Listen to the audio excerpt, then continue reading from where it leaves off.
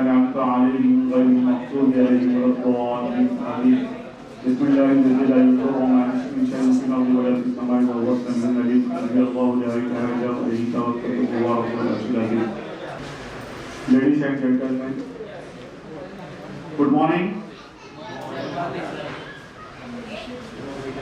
Career fact के तरफ से career coach Arshiya Tabassum HR Dell company से आए हुए हैं और आप इंट्रोड्यूस करेंगे और दूसरे कंपनी से भी हैं, तो मैं ये चाहूँगा कि आपकी कंपनी के बारे में और बच्चों के प्लेसमेंट्स के बारे में मैडम आप एक्सप्लेनेशन करें। Hello guys, good morning and welcome to this job mela. Yes, so I'm not going to speak anything in English other than English language because यहाँ पे select होना ही है आपको English language के बेस पे. Make sure whoever are perfect in English language, for them we are going to get placed in MNCs. Alright, and those who are unable to speak English language, for them it's for domestic companies. Alright, और जो भी reject हो गए वो लोगों के लिए भी है. It doesn't mean कि रिजेक्ट हो गए फिर हम लोगों को जॉब ही नहीं मिलती. It's not like that. We are here to help you guys. जैसा भी हमारी जिम्मेदारी है आपको जॉब दिलाना. And as you all know, my name is Arshia Tabassum. I am a career coach and a secretary of human rights, a human career guidance specialist. And हमारा intention है हर एक को प्रोफेशनल जॉब दिलाना. We are against blue collar job. We are here to help you with white collar sophisticated job. It's our motto. And let me tell you interview procedure. अगर किसी को English समझ में नहीं आ रही, they can leave from this interview. It's not an issue. Alright? So let me tell you interview procedure कैसे होगा. पहली बात, first you are not going to ask anything. कोई भी इंटरव्यू ले रहे ऊपर उनके पास कोई क्वेश्चंस नहीं पूछेंगे.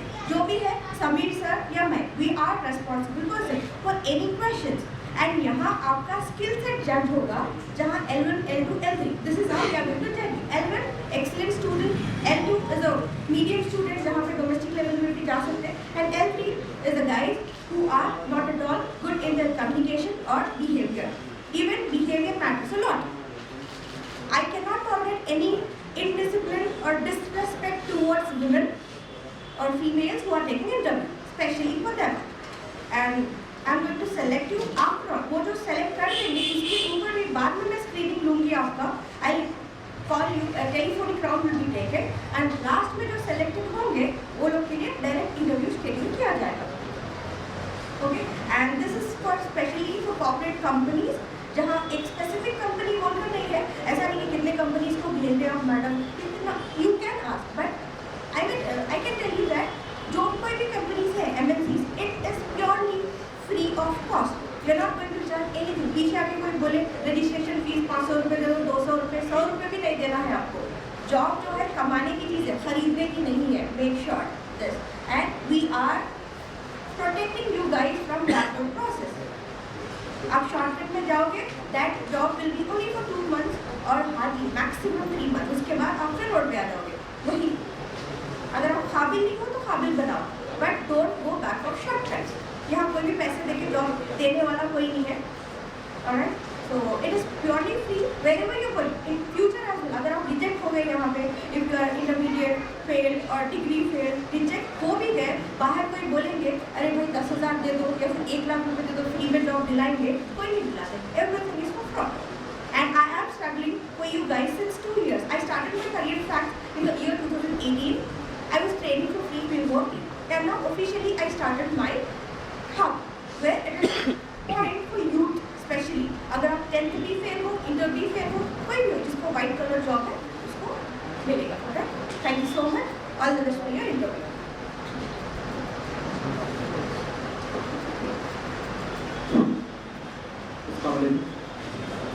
सबसे पहले मैं सामग्री सर का शुक्रिया अदा करना चाहता हूँ जिन्होंने इस जॉब मेला यहाँ पे कंडक्ट करने के लिए परमिशन दी. And second thing Arshiya madam का भी मैं शुक्रिया अदा करना चाहता हूँ जिन्होंने अपने कीमती वक्त से यहाँ पे हमारे पास आने के लिए कोशिश करें. द मेन थिंग जो मैं आप लोगों को बोलने वाला हूँ, अर्शिया मैम इस वक्त इन लास्ट 3 years ओके, जिन्होंने जो MNC में जॉब करना चाह रहे हैं, MNC means multinational company, where you will get all benefits like cap, food, and you will be working only on 5 days. ठीक है, MNC में क्या है, आपको सिर्फ 5 डेज काम करने का रहता। तो ऐसा जेन्युइन प्रोसेस के लिए आज यहाँ पे जॉब मेला कंडक्ट किया गया है। एक MNC में आपको जो भी रिक्वायरमेंट है आपके लिए यहाँ मेन कम्युनिकेशन देखा गया। सो जो भी आप इंटरव्यू फेस कर रहे हैं this is only for MNCs, ये पहले आप अपने ध्यान में रखें। सेकेंड थिंग, अगर किसी को इंग्लिश अगर नहीं आ रहा तो डोंट वरी अबाउट दैट, उसके लिए जो भी सॉल्यूशंस है मैम आपको उसके बारे में बोलेंगे। तो जो भी आपको डाउट्स है इंटरव्यू खत्म होने के बाद आपको रिजल्ट सुनाया जाएगा, जहाँ पे आप कोई भी कंपनी वाले आपको ऐसा नहीं करेंगे। तो जैसे इंटरव्यू हो रहा मैडम आके आपको जो भी आपका लेवल है, लेवल 1 है, 2 है या 3 है, आपको बोल दिया जाएगा। तो इसके लिए मैं गुजारिश करता हूँ फीस पे में मास्क इस्तेमाल करिए। जब आप इंटरव्यू दे रहे हैं तो सिर्फ आप उनसे कुछ भी सवाल मत करिए, सिर्फ आप जो भी उनको पूछा जा रहा उनका आपको जवाब देना है। अगर आपको समझ नहीं आया तो आप बोलेंगे I don't know this answer, okay, no cross question and no, okay, hope you understand. After session जिसका भी इंटरव्यू कंप्लीट होगा फिर आप लोग यहाँ पे आके बैठना है, उसके बाद आपको यहाँ पे रिजल्ट अनाउंस किए जाएंगे। Thank you.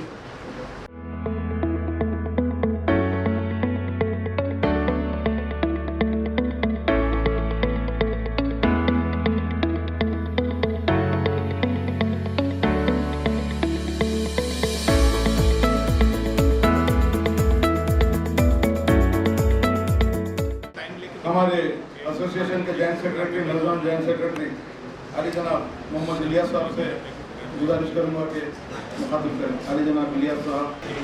कुछ किए जाओ लेके नाम खुदा, कुछ किए जाओ लेके नाम खुदा, कुछ ना करना बड़ी खराबी है। कामयाबी कोई और चीज़ नहीं, काम करना ही कामयाबी है।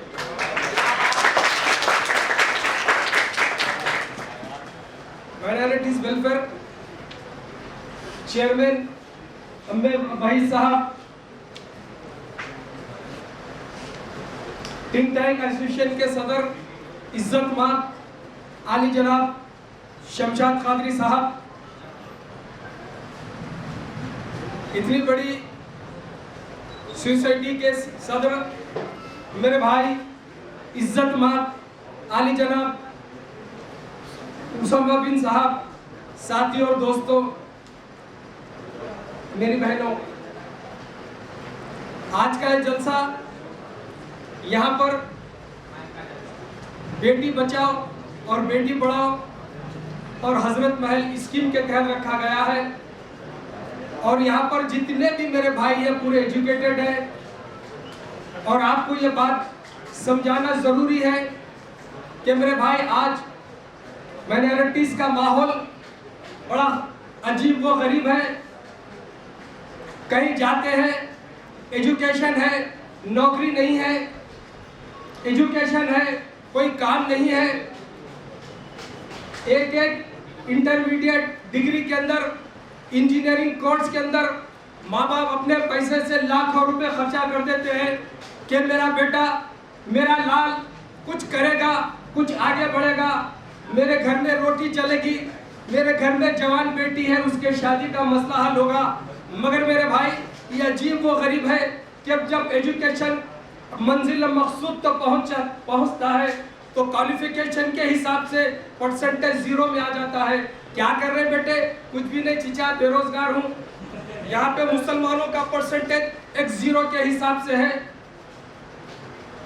तेलंगाना के अंदर इतने वैकेंसीज है, 4% के हिसाब से भी अगर मुसलमानों को नौकरी दी जाए मेरे भाई, 4% के हिसाब से भी हमें नौकरी मिल सकती है। मेरे भाई पब्लिक सर्विस कमीशन के अंदर आप लोग जाइए, पब्लिक सर्विस कमीशन के अंदर अपना नाम दर्ज कराइए, पब्लिक सर्विस कमीशन के हिसाब से वहाँ पे इंटरव्यू दीजिए। वहाँ पे ऐसे कई वैकेंसीज हैं और यहाँ पर भी वैकेंसीज आपके मेरे भाई एक मेला यहाँ पर भी चला है। मेरे भाई एक नौकरियों का मसला एक अजीब व गरीब मसला है। यहाँ पर मायूसी कुफ्र है मेरे भाई, मायूस होना हमारे इस्लाम में कुफ्र है। और जो इंसान तरक्कियों के दौर में उसी का जोर चलेगा, बना कि अपना रास्ता जो भीड़ से निकल गया। मेरे भाई, ये आज का दौर तरक्की का दौर है। अगर ये नहीं कि मैं ऐसा कुछ करूं तो क्या होगा मेरे भाई, कुछ नहीं, हमें रास्ते को चीर कर निकल जाना है मेरे भाई। इस महफिल में मेरे उस्ताद मोहतरम शमशाद कादरी साहब ये कारवान को आज 15 से 16 साल तक लेकर चल रहे हैं।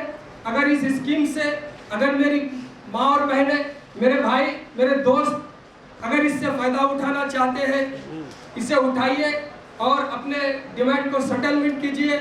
शमा बुझ जाए तो जल सकती है, कश्ती तूफान से निकल सकती है, मायूस ना हो, इरादे ना बदल, तकदीर किसी वक्त भी बदल सकती है। इलियास साहब, अब मैं अली जनाब खुर्शीद चिश्ती साहब से गुजारिश करूंगा कि आपको हमको मुखातिब करें। अली जनाब खुर्शीद चिश्ती साहब। अस्सलामुअलैकुम। मैं आपका ज़्यादा वक्त नहीं लूँगा, सिर्फ 2-3 मिनट। सबसे पहले तो हमें ये मालूम हो जाना चाहिए कि हम किस लिए जमा हुए हैं, और इस जमा होने की नौयत जब आप पे वाज़ेह हो जाएगी तो आप इससे सही इस्तेफादा भी कर सकेंगे।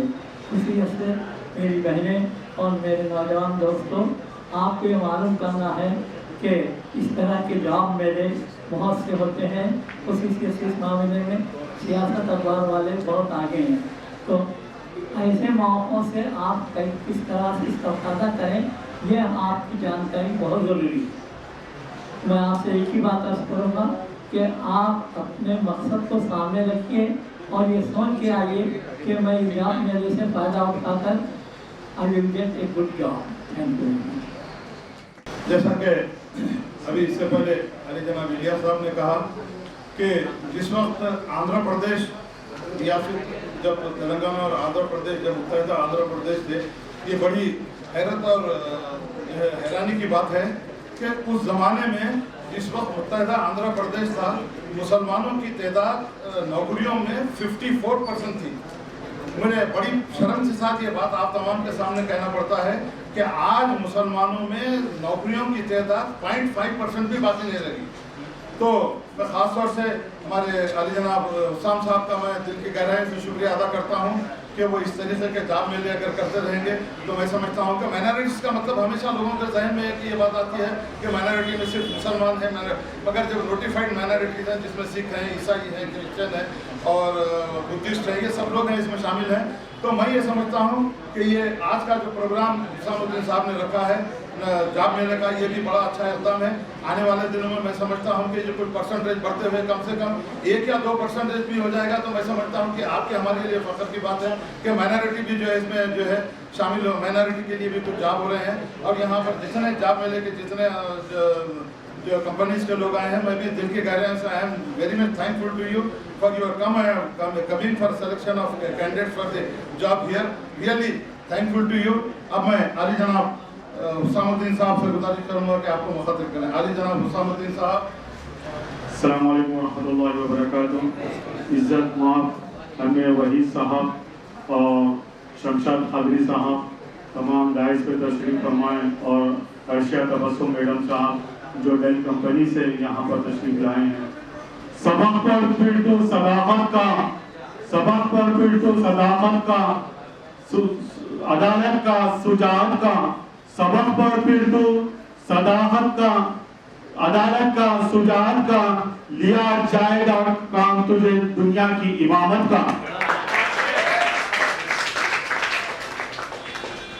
इंशाअल्लाह ताला मैं यहाँ पर जो एमए वहीद साहब यहाँ पर मौजूद है, जो आप एक चेयरमैन माइनॉरिटीज के चेयरमैन हैं, रह चुके हैं, और मैं आपका दिल की गहराइयों से मुबारकबाद देता हूँ जो आपने यहाँ पर आके यहाँ के स्टूडेंट्स को स्कॉलरशिप और हम लोग जो बेरोजगार बच्चे जो है उन लोगों के लिए जॉब्स मेला कंडक्ट कर रहे हैं, इस वजह से कि कोई परेशान क्या है नहीं रहना हमारा एक मकसद है। तो इस ज्यादा वक्त नहीं लेके, क्योंकि हमको सुनना है मैं हमीद साहब को जो आपकी जो मेहनत, जो कोशिश, जो जज्बा, जो उम्मत मुसलमान के लिए जो आप लोग इस तरीके से यहाँ पर अपने कीमती वक्त ले लेके यहाँ पर आए, ये हमारे लिए बहुत फख्र की बात है। मैं ये नौजवानों से कहूँगा कि एम.ए. हबीब साहब जो इतने डायनामिक पर्सन है, यहाँ पर हमको जो मुखातिब करेंगे, आपकी हर वो चीज आप गौर से सुनिए, किस तरीके से गवर्नमेंट के भलाई और भलाई के काम, कई स्कीम से, कई गवर्नमेंट के प्रोजेक्ट से, वो प्रोजेक्ट्स को हम लोगों को काम करना है। तो मैं आप लोगों से रिक्वेस्ट करता हूँ कि आप ये जॉब्स मिला प्लस साथ में जो स्कीम के तहत जो पिछले भी ये प्रोग्राम्स कंडक्ट कर रहे हैं, तो बेगम हजरत महल के तरफ से ये लेडीज के लिए जो स्कॉलरशिप्स है, वो स्कॉलरशिप के आप लोग बेनिफिट उठाइए, और जेंट्स के लिए, बॉयज के लिए मौलाना आजाद फाउंडेशन की तरफ से, और इंटरमीडिएट के भी बच्चे हैं जो मौलाना आजाद फाउंडेशन में सबमिट कर सकते हैं, और यहाँ पे तेलंगाना गवर्नमेंट की तरफ से भी क्या है स्कॉलरशिप दी जा रही है। तो ताकि आप लोग स्कॉलरशिप के लिए अप्लाई करिए और इससे बेनिफिट उठाइए। और यहाँ पर नईम साहब भी जो है, नईम साहब भी यहाँ पर तशरीफ फरमाए। आप तमाम से मैं रिक्वेस्ट करूंगा कि आप नईम साहब और जो ये अमीर वही साहब से ज्यादा, क्योंकि हम लोग की बात आप लोग सुनते हैं, मगर जो मेहमान खुसूसी है उन लोगों से हमारे को सुनना बेहद है, उनके टिप्स और हमारे लिए कब हमारा टर्निंग पॉइंट हो सकता है, वो हमारे लिए कामयाबी हो सकती है। जज़ाकल्लाह खैर। हमारी एसोसिएशन के जनरल सेक्रेटरी इंजीनियर आली जनाब हमीद साहब से गुजारिश करूंगा कि हमको मुखातिब करें। रिटायर्ड इंजीनियर हूँ, इस एसोसिएशन से 1.5 साल पहले से ज्वाइन हुआ हूँ। मेरा अभी जॉब मेरा जो ITs का होगा, अगर ये आपको मैं छोटी सी मेरी रिक्वेस्ट है, मेरा जो आइडिया है, इंजीनियरिंग कॉलेज के जो बच्चे हैं या हो सकते हैं इंजीनियरिंग कॉलेज पास किए हुए बच्चे हैं, उन लोगों को आप लोग ट्रेनिंग, वाकई ट्रेनिंग लेना है गवर्नमेंट जॉब्स का। केस बोल के कंपनी है, केस बोल के जो इदारा है, वहाँ पर एबिट्स पे है, वहाँ पे जाके आप कोचिंग लिए तो 99% आप मेरी ये छोटी सी रिक्वेस्ट है दोस्तों, तो मैं अपने फील्ड में जो देखा हूँ, कई इंजीनियरिंग बच्चे उससे सिलेक्ट होते हैं, सीनियर्स में 34 ईयर्स एज 12 थे, और वो लोग सिलेक्ट होते हैं। उसमें ऐसा आगे तो हो सकता है यहाँ पर भी बुला के उन लोगों के लेक्चर्स बुला के ट्रेनिंग लिए, वो सब्जेक्ट वाइज है, ऐसा गवर्नमेंट का क्वेश्चन रेस करती है, इसी के तरीके से वो पढ़ा। तो वो उसके लिए आप लोग अगर कोई इंजीनियर बच्चे हैं तो यहाँ पर आप अपने यहाँ पर जो कोई ट्रेनिंग सेंटर पढ़ सकते हैं। Now I request Ms. Aisha to address this meeting. Welcome to Job Mela, and I'm really thankful to Galaxy College organization to honor this program.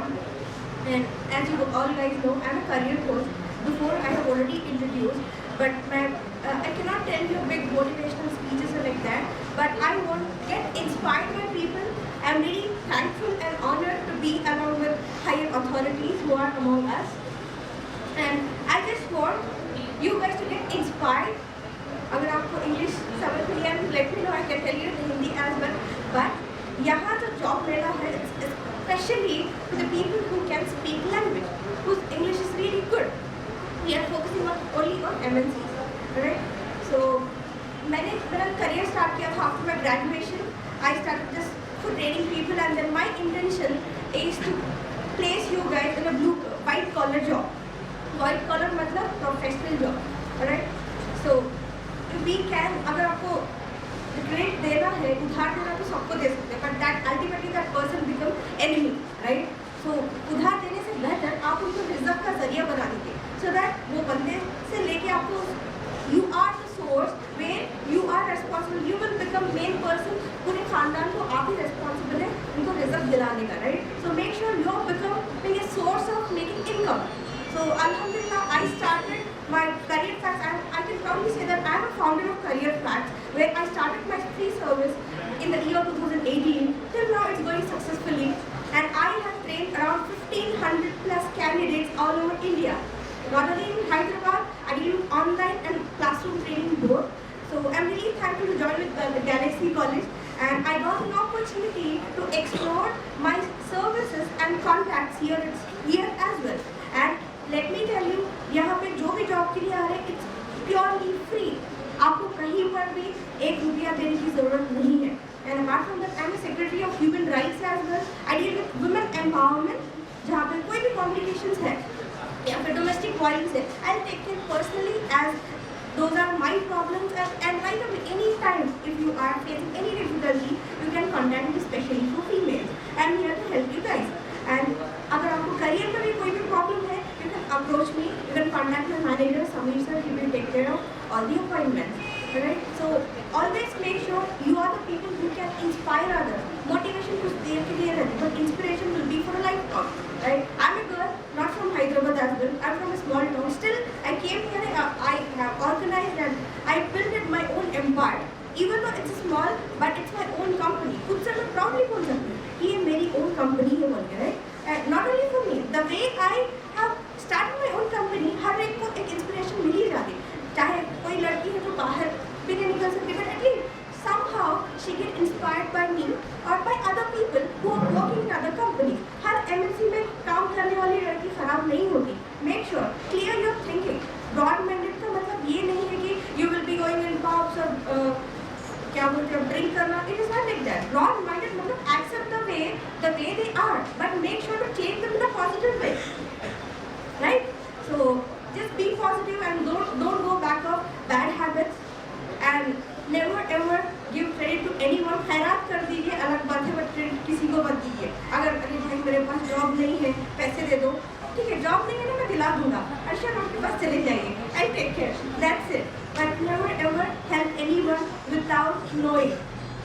Please thankful and welcome Sayyid Samshad Khati sir as well. He is from organization where they help to provide scholarship schemes especially for youth. So make utilize for this opportunity. यहाँ पे आपको scholarship, job, everything will be provided here. It is the safest place for youth. And you can अगर आपको scholarship के लिए कुछ भी information चाहिए सर से approach कर सकते हैं. Career guidance के लिए कुछ भी approach चाहिए आपको, you can approach me. As you all know that I am the founder of Career Tracks, Career Coach, and let me share you my career journey. Because I don't know, few may get bored, I don't bother, and few may get inspired, I am bothered about them. That's it. So as I told you, I am from a small town. I am from Telangana only, but my town name is the village name called as Chendur.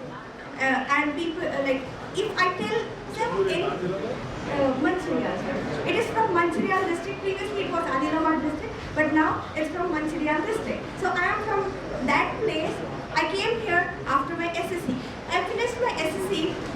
My school name was also totally odd. The name was Chinna Munshi Public School. I studied in my school. It was an English medium from SSC to 10th. I studied there, and afterwards I came to Hyderabad for intermediate. I have done my MEC. I was really confused about career, but एक था कुछ तो करना है, but I don't know what to do. To be frank, but जिंदगी के धक्के ऐसे हैं. हैदराबाद मुझे हर एक चीज सिखा दिया.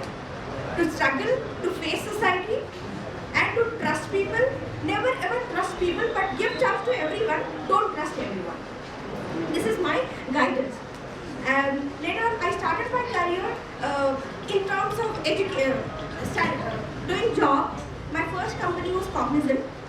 I worked there, and before that I worked as a receptionist as well. I don't want to reveal that school name, but they hired me as a counselor, but I have gone through that work as well. I'm really proud that I have done that work as well. कोई भी काम छोटा बड़ा नहीं होता. जो मैं कल वो काम करी थी, आज मैं CEO हूँ एक कंपनी की, right? So I just want to tell you,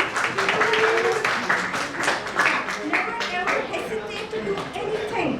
आप इंटरमीडिएट में छोटा मोटा काम कर लिए, but that is not your life, right? आप स्किल सेट नहीं है, no problem, anything you are doing, but आप से मेहनत से कमा रहे हैं, right? That is important. So I have done my intermediate MEC and then completed my CACPT. Unfortunately, I failed in that intermediate के बाद.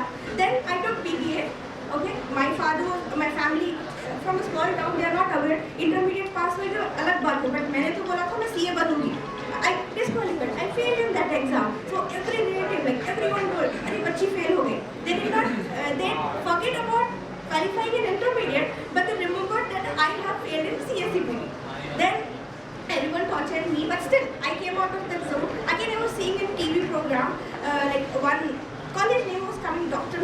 College of Business Management. This was a promotion which was going in TV9.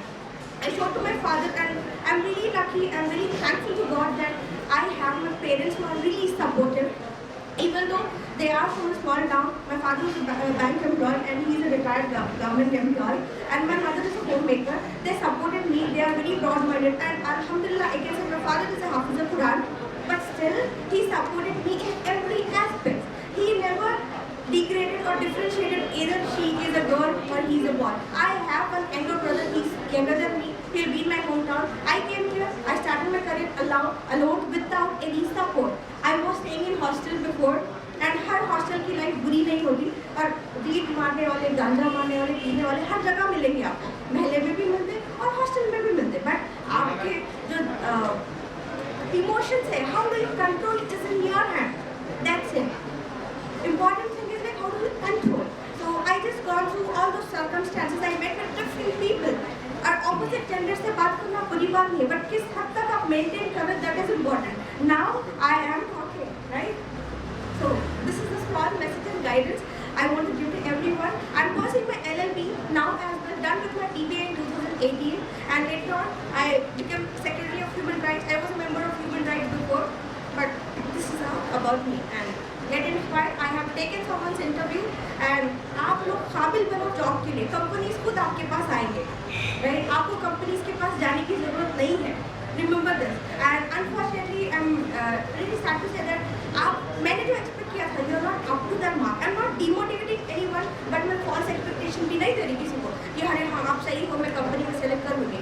Company को अगर आप काबिल नहीं हो, भेज के क्या फायदा? Ultimately, I'm helping companies as well as you guys.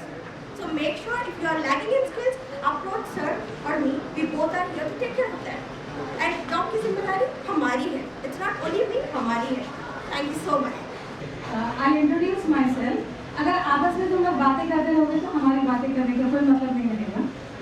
Right? I am Reshma Lohia, correspondent principal of Rabia's Little Angels High School.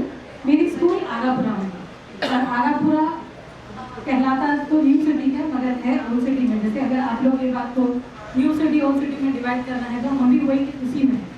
मेरे पास भी आपके जैसे कि आप लोग मोस्ट ऑफ इंटर के हैं, मेरे पास आपके 2 साल छोटे तक के बच्चे हैं. तो आप लोग सब मेरे बच्चों के जैसे हैं. तो एक चीज़ रिमेंबर कीजिए, you have come here for this job mela. Take a positive thing of that. Blue T shirt, take the awareness कि क्या ज़रूरी है. हमारे को कौन नौकरी देता बोल के बैठ गए तो कुछ भी नहीं होता. I give you a very classic example. छोटा बच्चा जब तक रोता नहीं उसको भी दूध नहीं मिलता, करेक्ट? आपको भूख लगी तो आपको उठ के जाना पड़ता. तो आप लोग अपने आप को उसके लिए प्रिपेयर कीजिए. मैम ने जैसे बताया, आप लोग आपके स्किल्स इम्प्रूव कीजिए. और सबसे बड़ी चीज़ गर्ल्स के लिए है, बेगम हजरत महल स्कॉलरशिप जो है वो सारे गर्ल्स के लिए ओपन है. आपके बहनें वगैरह भी जो अगर है, आपके कजन्स हैं, उनको बोलिए. गर्ल्स आप लोग पूरे अप्लाई कीजिए. स्कॉलरशिप से आप लोगों को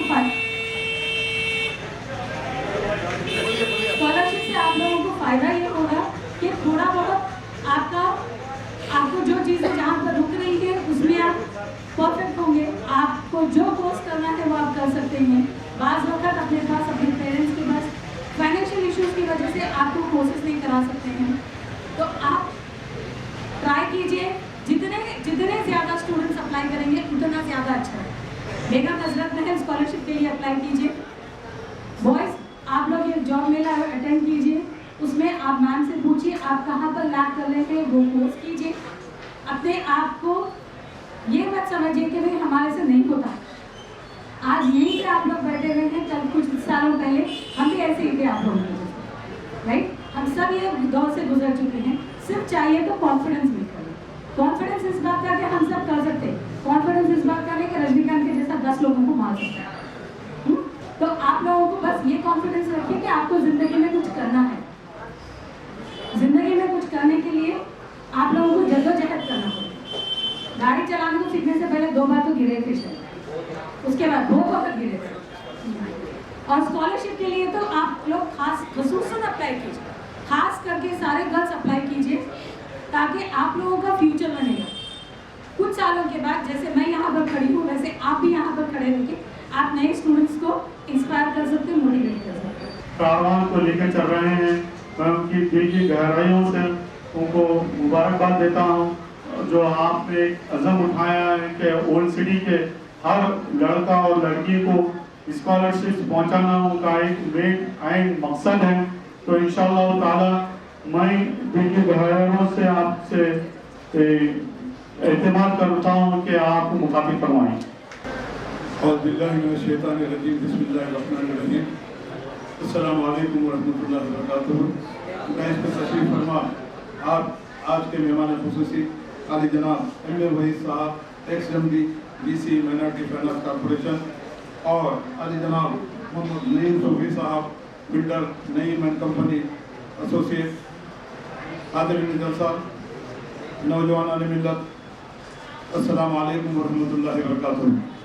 सबसे पहले तो मैं दिल की गहराइयों से आली जनाब M.A. वहीद साहब का मैं इस्तकबाल करता हूँ कि उन्होंने अपना कीमती वक्त निकाल के आपकी हमारी इस महफिल को मुखातिब करने के यहाँ पर तशरीफ़ लाए।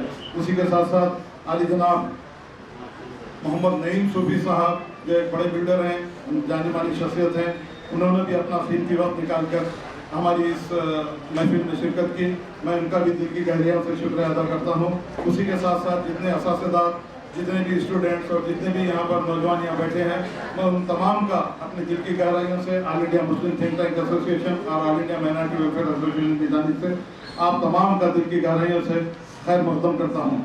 साथियों, जैसा कि आप तमाम हजरात जानते हैं कि आज के इस पुराशूब दौर में तालीम हासिल करना कितना मुश्किल है, किस तरीके से आपके माँ बाप, आपके सरपरस्त किस तरीके से, किस मुसीबत से जो है आपको पढ़ाने की वो लोग जो कोशिश कर रहे हैं, आप इस बात का अंदाज़ा आपको लगाना ज़रूरी है।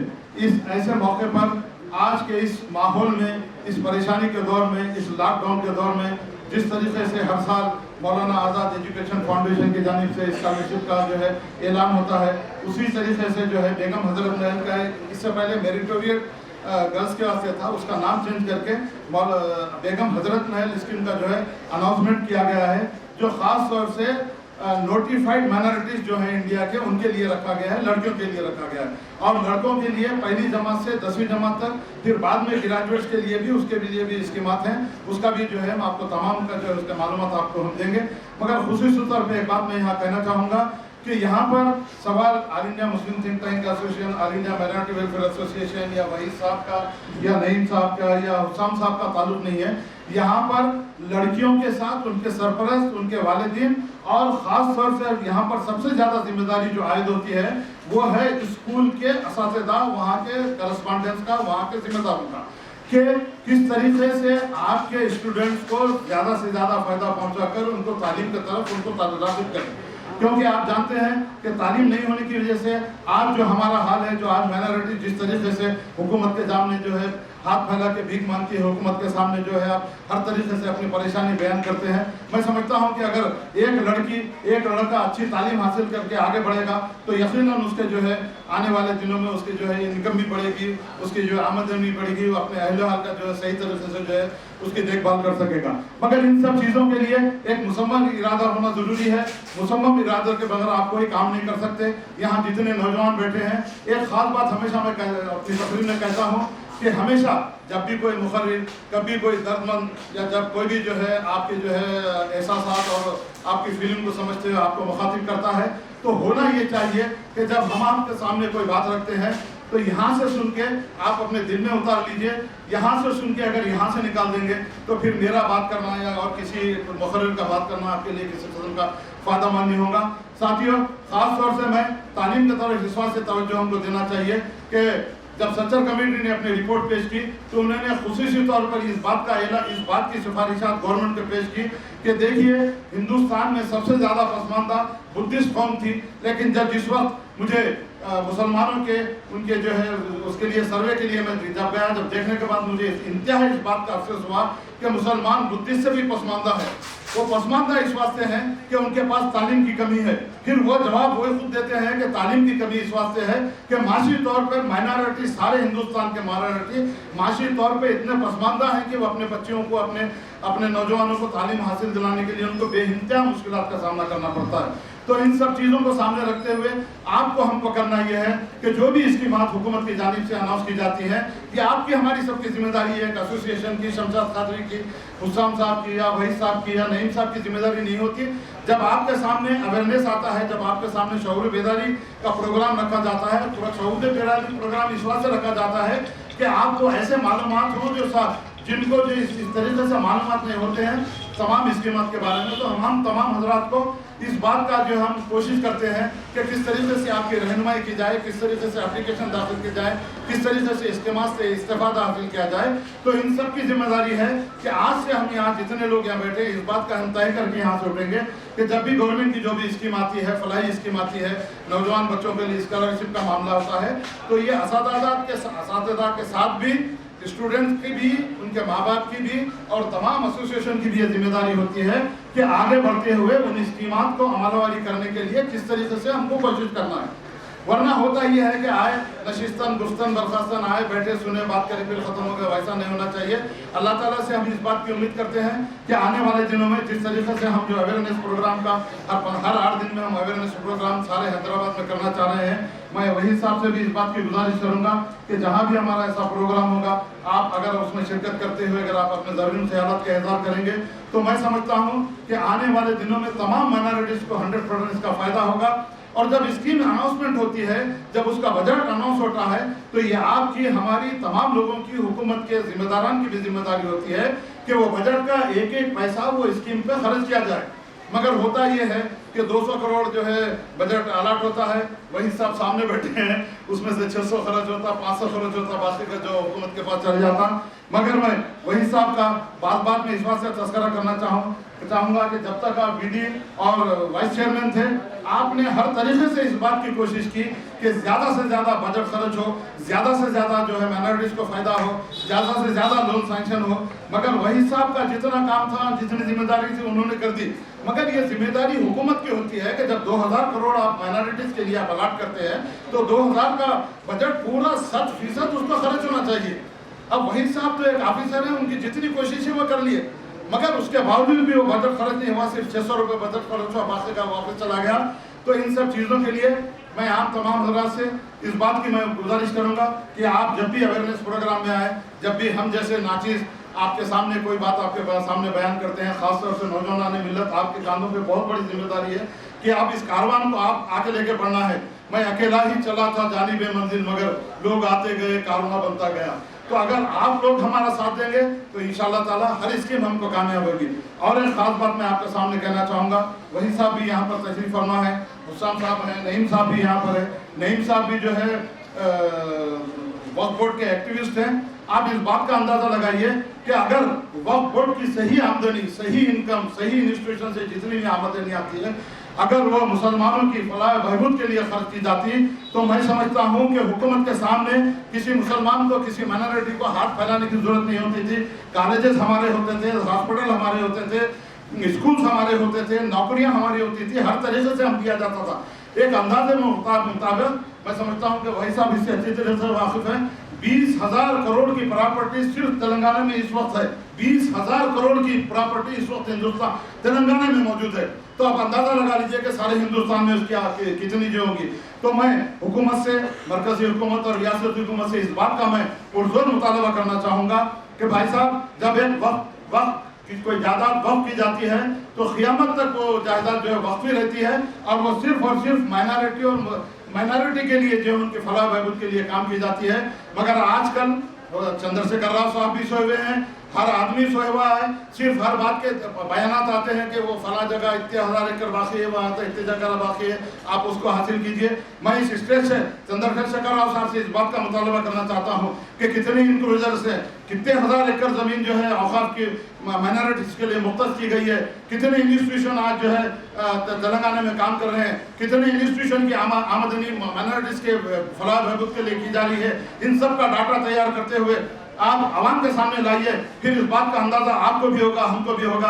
आज जो बेरोजगारी का मामला है, अगर वाकई औकाफ की जायदादों का सही तरीके से इस्तेमाल होगा तो आज ये नौजवान बच्चे जो है एम्प्लॉयमेंट के लिए किसी के सामने हाथ फैलाने की जरूरत नहीं रहेगी।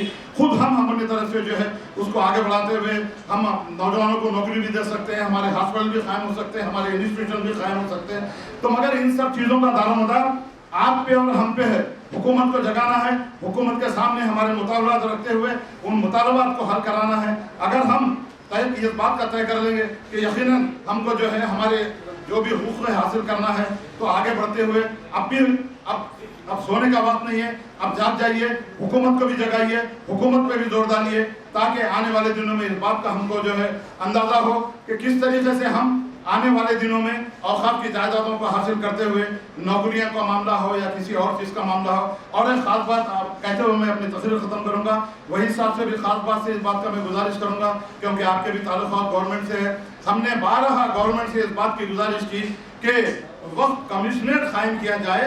वक्त कमिश्नरेट कायम करने के बाद एक IAS ऑफिसर को जुडिशल पावर के साथ अगर उसका अपॉइंटमेंट किया जाएगा तो मैं समझता हूं कि कुछ हमको उसका फायदा होगा, और जो जायदादें जो इंक्रोज हुए हैं, जिस पर कब्जा हुआ है, उसको उनको हम हासिल कर सकते हैं। मैं आप तमाम हजरात का फिर एक मरतबा शुक्रिया अदा करते हैं, खासतौर से खवातीन का। बेगम हजरत में स्कीम के ऊपर जो है आप कॉन्सेंट्रेट कीजिए। रोज़ाना मैं 2 बजे से 4 बजे तक यहाँ बैठा हूँ, आपको जो है उस बात की रहनुमाई की जाएगी कि किस तरह एप्लीकेशन आप दाखिल करना है, किस तरह अपलोड करना है, क्या क्या सर्टिफिकेट का आपको ज़रूरत है। फिर एक मरतबा वहीद साहब का, नईम साहब का, शेख हुसामुद्दीन साहब का खुसूसी तौर पर मैं शुक्रिया अदा करना चाहूँगा कि जब से मेरी उनसे मुलाकात हुई है वो बड़े अच्छे अंदाज में हमसे साथ मिलकर साथ काम कर रहे हैं। इंशाल्लाह आने वाले दिनों में भी हम तालीम के फ़रोग़ के लिए ज़्यादा से ज़्यादा काम करते हुए नौजवान बच्चों को, नौजवान लड़कों को जो है हम तालीम याफ्ता बनाते हुए, और ख़ास तौर से तालीम याफ्ता बनाना तो है, मगर हम हिंदुस्तानी हैं। हम कौमी धारे में शामिल रहते हुए इस बात का सबूत देंगे कि हम हिंदुस्तानी हैं। हिंदुस्तानी रहते हुए मुल्क और कौम की खिदमत करेंगे, मुल्क और कौम की तरक्की में हम साथ देंगे। खुदा हाफिज़, जय हिंद। अब मैं आपके हमारे हृदय बिल्डर अली जनाब मोहम्मद मोहम्मद सूफी साहब से गुजारिश करूँगा कि अपने ख्यालात का इज़हार करें। Mohammad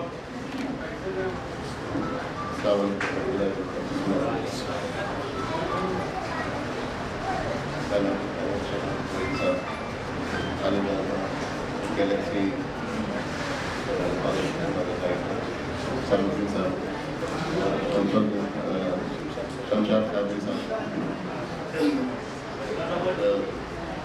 why the foreigners say that the Indian methodology of speaking English is chalk and talk? Why they say this? Just because the pronunciation of the English in our country, India, and anyhow, I would like to say in सब लोग समझने के लिए मैं बोलना चाहता हूँ कि either should I speak in Hindi और उर्दू, तो सभी से सब लोग सुन सकेंगे, सब लोग समझ सकेंगे। मेरे भाई और बहनों में बोलना यही चाहता था कि जो है काफ़ी चीज़ें जो है हमारे गवर्नमेंट की तरफ से, माइनॉरिटी फाइनेंस की तरफ से कई स्कीमात आ गई थी। अब अपन लोग बिल्कुल ब्लाइंड रहते, देखते नहीं, ध्यान नहीं देते, हासिल नहीं, अपना ही नुकसान है इसके अंदर। जब अपन खुद अपन अगर चीज़ों को फाइंड आउट नहीं करेंगे, बेवजह वक्त ख़राब करने की वजह इधर उधर कई चीज़ें हैं, कई कामें हैं गवर्नमेंट की तरफ से आ रही हैं, अगर अपन ब्लाइंडली अगर उसको छोड़ देते हैं तो उसको अपना ही नुकसान है, किसी का भी नुकसान नहीं है। ये जिसको मालूम है वो लोग खुद भी अपन अप्रोच करें और अपने दूसरे साथ वालों को भी लेके आए, अपने फ्रेंड्स को लाएँ, अपने रिश्तेदारों को लेके आए, आगे बढ़ें। तो ये चीज़ें हमेशा ध्यान में रखिए कि भाई ऐसे मैं अपने इतना इसमें अभी का अपने पास जैसा बाद में अल्लाह ताला सबसे पहले इनके लिए जो है तौर दिला गया है इस्लाम में। और इल्म जो है बगैर इनके आप दुनिया में कुछ भी नहीं कर सकते, कुछ भी नहीं कर। अब आजकल तो माहौल ऐसा हो गया है, इल्म रहने के बाद में भी लोग जो है उसको जो है बगैर एक झूठ तो ऐसा बना दिए हैं, मजाक में हो या किसी भी तरीके से, मतलब झूठ ऐसा बोला जा रहा है कि बड़ी आसानी से जो बोल के जो है तो टाल दिया जा रहा है, बात को मुकर जा रहा है।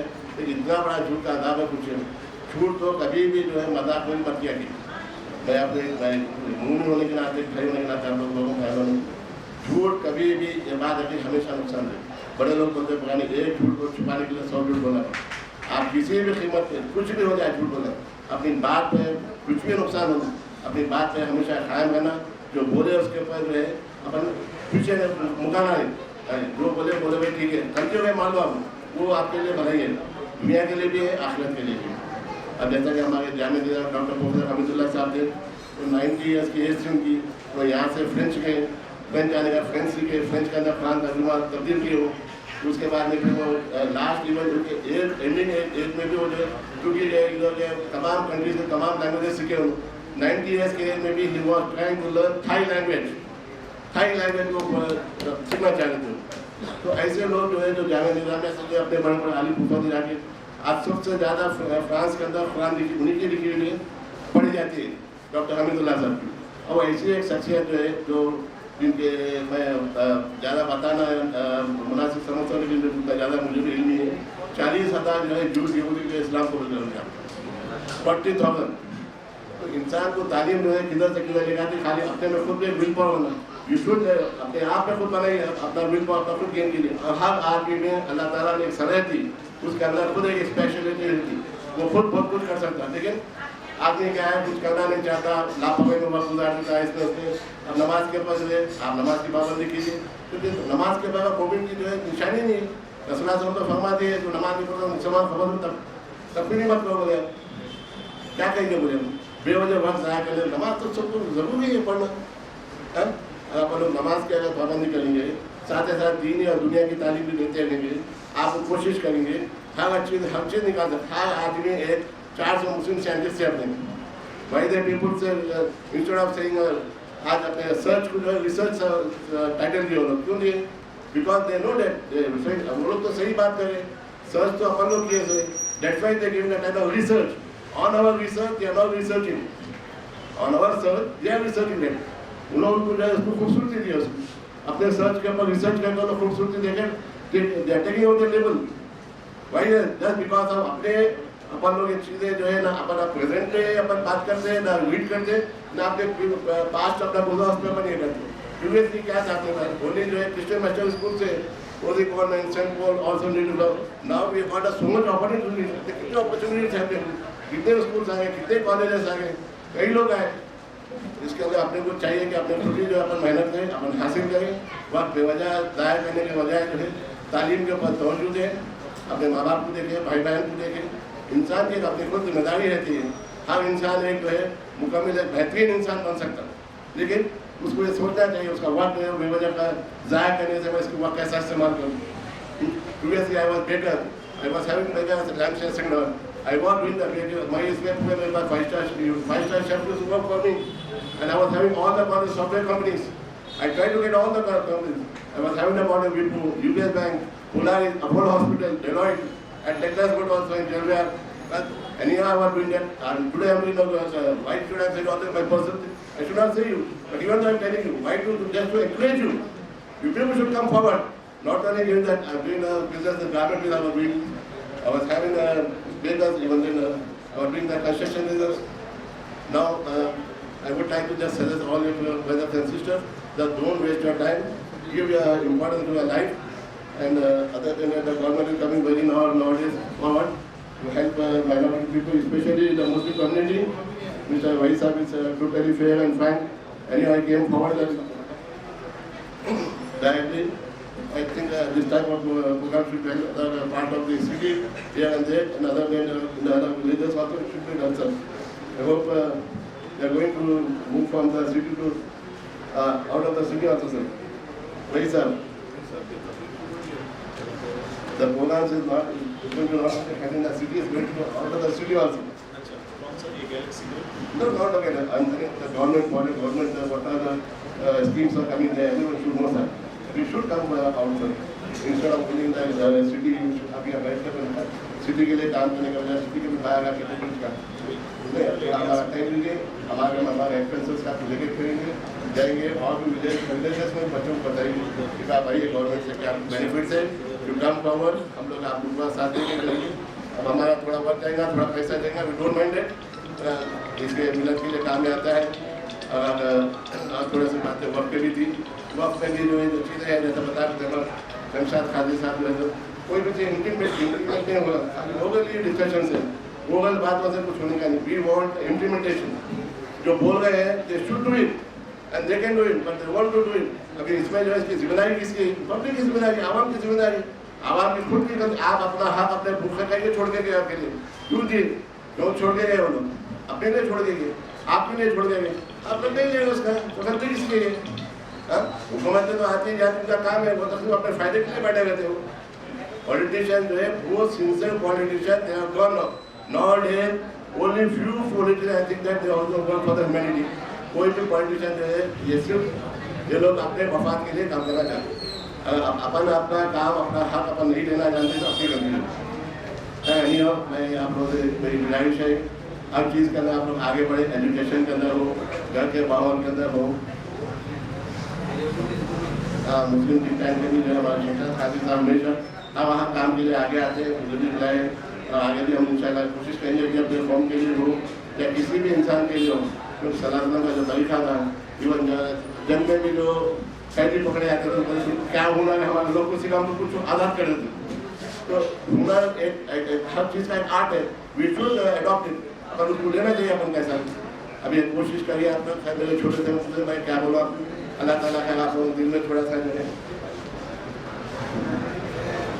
वक्त तो कई प्रॉपर्टीज है अब्बास साहब की पर असेंबली में उठाए, even in the front of honourable CM and speaker के सामने भी बातें हुई हैं, लेकिन ये सब इम्प्लीमेंट हो रहा है। बातें होने से कुछ भी नहीं होता। Right now the chairman of the board I think little bit is doing but they have to come forward more. तो और हार्ड वर्क करना चाहिए और अचीव करना चाहिए। दो पैसे भी काम नहीं होगा वर्क बोर्ड में। अभी मैं देखा हूँ लास्ट टाइम आई वेंट, मैं तो बोलना नहीं चाहता था, फिर मैं anyway I would like to say few words of मस्जिद हो गई 12 में ईदगाह में 5 एकड़ जगह था पैराडाइज के आगे, but the committee approach me why don't you build a mosque on a, when you are trying to build a mosque on a father's name, put it here at the work property Eidgah. When I went there, I know that they were having a little bit problem there on the land. क्या problem था land के ऊपर? एक time पे लाके जो है ये अननेसेसरी वो लेके आके आइडल्स बिठा दी ईदगाह के टेरेस पे। वो इशू को वो 15 MP से 15 थे, वो आया, वो लोग भी इसमें वो लोग को सपोर्ट किए just because of the vote bank. तो बात finally what we had to do slowly when they came to the committee, slowly I take one by one step, हम लोग पहले गए वोट की NOC लिए, we went to Mandal office, we taken the Mandal NOC, that land that belonged to them, that belonged to work board, we went to defense, we taken a defense NOC, when we went for the permission, the content board, the board, the resolution passed, and anyhow we have to manage, so few people take the money bribes, we have to give them, and pay them. Sorry.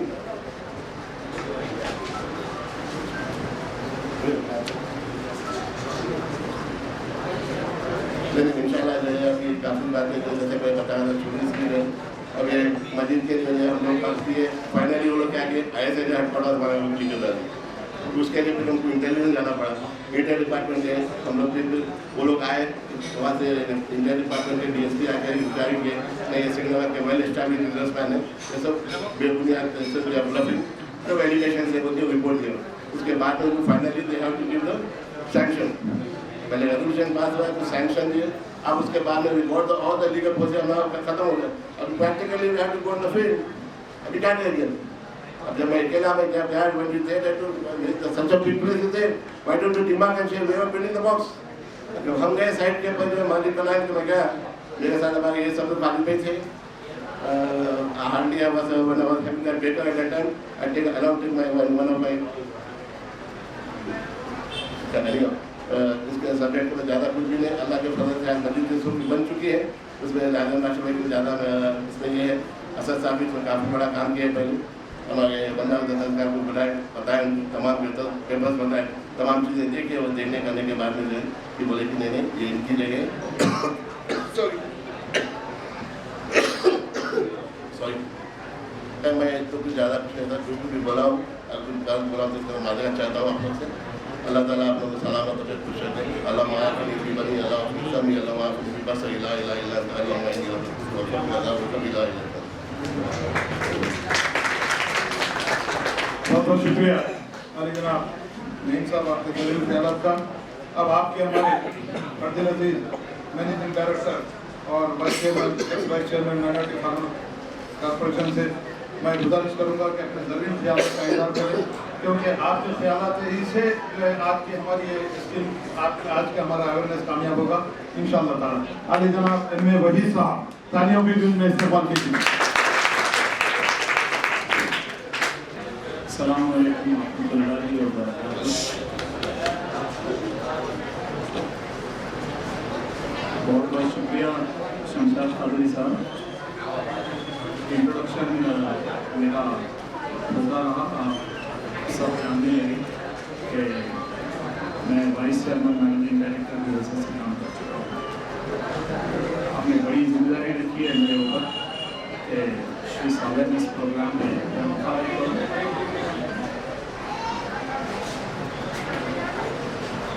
आप लोग कुछ देर silence maintain करें तो फिर बात आगे बढ़ेगी। Chairman and president All India Muslim think tank association जनाब शमशाद कादरी साहब, chairman Galaxy group of institutions and medical services doctor Sheikh Hussainuddin साहब, नईमुद्दीन सूफी साहब, बिल्डर नईम सूफी साहब, और शहर की दीगर मोअज़्ज़िज़ शख्सियतें, रईस साहब, खुर्शीद चिश्ती साहब, मसूद साहब, इंजीनियर हमीद साहब, इलियास साहब एंड अर्शिया तबस्सुम, रेशमा साहबा, students, both boys and girls, welcome to this awareness program. अभी शमशाद कादरी साहब का जो मकसद था यहाँ पे अवेयरनेस प्रोग्राम एक कंडक्ट करना और आप लोगों को सही जानकारी गवर्नमेंट स्कीम्स की आपको मिलना और आप सब उससे फ़ायदा उठाना, उससे इस्तेफादा करना। This is the purpose. इस मकसद से उन्होंने ये प्रोग्राम अरेंज किया। कुछ दिन पहले उन्होंने इत्तला दी कि देखिए एक ऐसा प्रोग्राम होने वाला है गैलेक्सी कॉलेज में और आपको आना है। मैंने कहा यस आई एम कमिंग, मैं आऊँगा ज़रूर और इन नौजवानों से मैं बात ज़रूर करूँगा।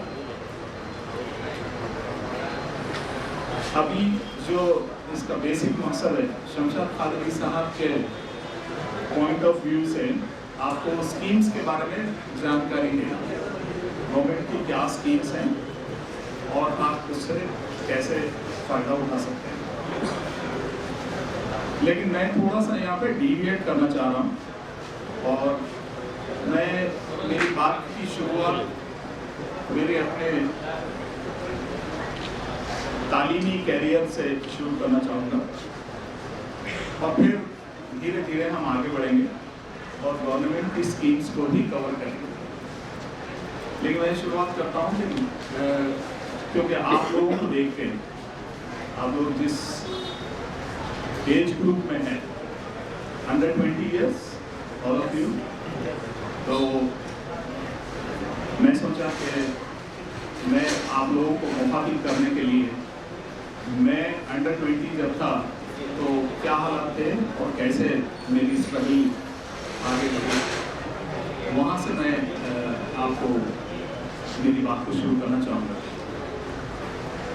मेरी महबूब नगर यहाँ से 100 किलोमीटर दूर पे ज़िला है, वहाँ मैंने अपनी इब्तदाई तालीम हासिल की। उर्दू मीडियम का स्टूडेंट था। उन दिनों में मैट्रिक 11वीं क्लास तक हुआ करता था, अभी मैट्रिक 10th क्लास तक है। उस ज़माने में 11वीं क्लास होती थी, 11 साल आप मैट्रिक में पढ़ते थे। उसके बाद प्री यूनिवर्सिटी कोर्स हुआ करता था जो आज इंटरमीडिएट है। इंटरमीडिएट 2 साल का है, उस ज़माने में प्री यूनिवर्सिटी कोर्स 1 साल का हुआ करता था। तो मैं मैट्रिक उर्दू मीडियम से पढ़ने के बाद जब प्री यूनिवर्सिटी कोर्स में मैं दाखिला लिया तो उस ज़माने में प्री यूनिवर्सिटी कोर्स उर्दू में नहीं था, सिर्फ इंग्लिश मीडियम में पढ़ना पड़ता था। तो उर्दू मीडियम में 11 साल पढ़ के फिर मैंने शिफ्ट किया प्री यूनिवर्सिटी कोर्स में इंग्लिश मीडियम। पहले कुछ समझ में नहीं आया लेकिन बाद में समझ में आया। उन दिनों में मेरा जो ख्वाब था वो डॉक्टर बनने का था। लेकिन डॉक्टर बनना मुनासिब मुमकिन नहीं हुआ किसी वजह से। मेरे मार्क्स इंटरमीडिएट में कम थे उस ज़माने में जो प्री यूनिवर्सिटी कहलाता था, तो डॉक्टर का ख्वाब मेरा ख़त्म हुआ। फिर मैंने ग्रेजुएशन किया, ग्रेजुएशन के बाद फिर मैंने बीएड किया। आपको मालूम है बीएड करने के बाद कौन सा जॉब मिलता है आपको? बीएड करके क्या करते हैं आप? क्या करते हैं? कोई बोलने को तैयार नहीं है। टीचिंग थोड़ा अगर जोर से बोलें तो मुझे भी लगेगा कि आप में कॉन्फिडेंस है। अच्छा, सब जानते हैं। Good good. तो मैंने बीएड किया और फिर टीचिंग शुरू की। जब मैं टीचिंग का प्रोफेशन में मैं ज्वाइन किया और फिर पढ़ाने लगा स्कूल्स में, तो तब पता चला कि एक public service commission exams conduct करती है, कॉम्पिटिटिव कोर्सेस, जिसमें पूरे स्टेट के ऊपर एक टेस्ट होता है जिसमें ऑफिसर्स को सेलेक्ट किया जाता है, कैंडिडेट्स को सेलेक्ट किया जाता है। बड़े बड़े पोस्टों के लिए वो इम्तिहान होता है। तो मैंने कहा ये टीचिंग से ये बेहतर होगा कि आप किसी अच्छे ओहदे पे चले जाएं। तो मैंने पब्लिक सर्विस कमीशन का एग्ज़ाम लिखा। उस वक्त ग्रुप 2 सर्विसेज के लिए एग्ज़ाम हो रहा था। बहुत पुरानी बात है, मैं आपको ईस्वी नहीं बोलूँगा विच ईयर, क्योंकि इतनी पुरानी हो जाएगी फिर आप लोगों को कैलकुलेट करना मुश्किल है। द ईयर वॉज 1975 और मैं पब्लिक सर्विस कमीशन का एग्ज़ाम 30 वैकेंसीज थे। तो एक सवाल जहन में आया था कि 30 वैकेंसीज हैं और पूरे स्टेट में एग्ज़ाम हो रहा है, कई हज़ार कैंडिडेट अप्लाई कर रहे हैं, तो मेरा कैसे सिलेक्शन हो पाएगा, क्या मैं कॉम्पीट कर पाऊँगा। फिर बात आगे बढ़ी, मैंने एग्ज़ाम लिखा। वो जो एग्ज़ाम था वो फॉरेस्ट डिपार्टमेंट के लिए था, और फॉरेस्ट डिपार्टमेंट का जो एग्ज़ाम होता है उसमें उसकी जो स्कीम है मैं आपको बताता हूँ। पहले रिटन टेस्ट होता है जिसमें आपको स्क्रीन कर दिया जाता है, जो ज़्यादा मार्क्स से पास होते हैं उन बच्चों को सेलेक्ट करके 25 किलोमीटर वॉकिंग के लिए बुलाया जाता है। तो फिर आप वॉकिंग करते हैं, 4 घंटों में आपको वॉकिंग करना है 25 किलोमीटर।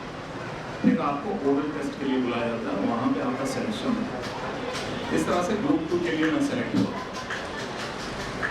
ग्रुप 2 के सिलेक्शन के बाद मैं कुछ दिन काम किया फॉरेस्ट डिपार्टमेंट। फिर पता चला कि ग्रुप 1 सर्विसेज के लिए भी एग्ज़ाम होता है। मैंने फिर फॉर्म भरा, अल्लाह का नाम लिया और तैयारी शुरू की। अभी कोई बता रहे थे पब्लिक सर्विस कमीशन से फ़ायदा उठाइए आप, उसके अंदर ज़्यादा वैकेंसीज हैं, शायद आप बता रहे थे। तो ग्रुप 1 का एग्ज़ाम उस वक्त सिर्फ 7 वैकेंसीज थे, 7 वैकेंसीज। आप रिजर्वेशन का जो कोटा है वो जानते हैं, ऑलमोस्ट आधे वैकेंसीज रिजर्व कैटेगरीज के लिए चले जाते हैं, SC STs के लिए। SC STs कौन है? Scheduled caste, scheduled tribes. Scheduled tribes कौन है? Do you know? आपको जानकारी है इसकी शेड्यूल्ड ट्राइब कौन होते हैं?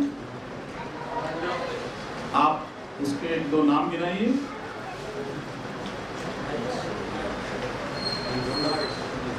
चूंकि शमशाद खादरी साहब ये अवेयरनेस प्रोग्राम रखे हैं, तो मेरा काम अवेयरनेस क्रिएट करना है और आपकी अवेयरनेस का भी थोड़ा सा मेरे को इम्तिहान लेना है, इसीलिए मैं पूछ रहा हूँ। लंबाड़ास, चेंचूस और गोंड्स, कोयास, ये सारे ट्राइबल्स हैं, STs हैं। ट्राइबल्स आमतौर पे फॉरेस्ट एरिया में रहते हैं, जंगलों में रहते हैं और उनकी ज़िंदगी प्रिमिटिव लाइफ वो गुजारते हैं, बेयर मिनिमम फैसिलिटीज़ के साथ। तो SC STs के लिए और दूसरे रिजर्वेशन कैटेगरीज के लिए आधे वैकेंसीज चले जाते हैं।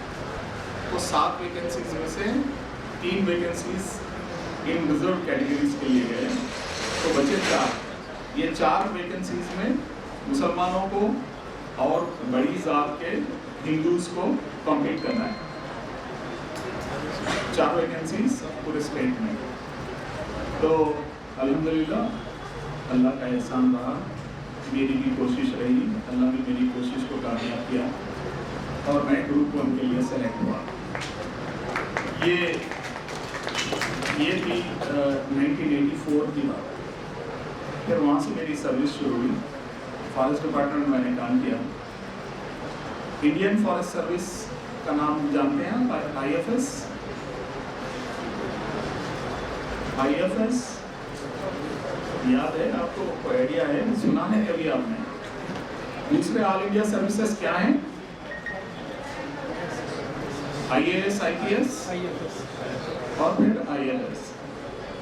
तो IAS, IPS के बारे में आप ज़्यादा सुनते हैं क्योंकि AK खान साहब जो कमिश्नर थे IPS, तो AK खान IPS आमतौर पर आप उनका नाम लेते हैं। IFS इंडियन फॉरेस्ट सर्विस, ये भी एक सर्विस है ऑल इंडिया लेवल की। तो उसमें मेरी फिर एंट्री हुई और मैं फॉरेस्ट डिपार्टमेंट में सर्विस करके जब मेरी सर्विस खत्म होने को थी, तब गवर्नमेंट ने मुझे माइनॉरिटी वेलफेयर डिपार्टमेंट में डिप्यूट किया। माइनॉरिटी वेलफेयर डिपार्टमेंट एक ऐसा डिपार्टमेंट है जो माइनॉरिटीज़ के फलाह व बहबूद के लिए काम करता है। नाम तो बहुत बड़ा है और काम भी बड़ा है उसका। बजट भी काफ़ी बड़ा बजट दिया जाता है। शमशाद खादरी साहब ने और नईम साहब ने जिक्र किया कि 2000 करोड़ का बजट दिया, 2000 करोड़ रुपये, लेकिन खर्च कम होते हैं, रिलीज भी कम होता है, उसके साथ साथ खर्च भी कम होता है। 600 करोड़ रुपए बमुश्किल हम खर्च कर पाते हैं। तो मेरा भी बजट, मैं जब माइनॉरिटी फाइनेंस कॉर्पोरेशन में डेपुटेशन पे आया, मेरा ओहदा था vice chairman and managing director और फिर मैं कमिश्नर माइनॉरिटी वेलफेयर भी था कुछ दिन।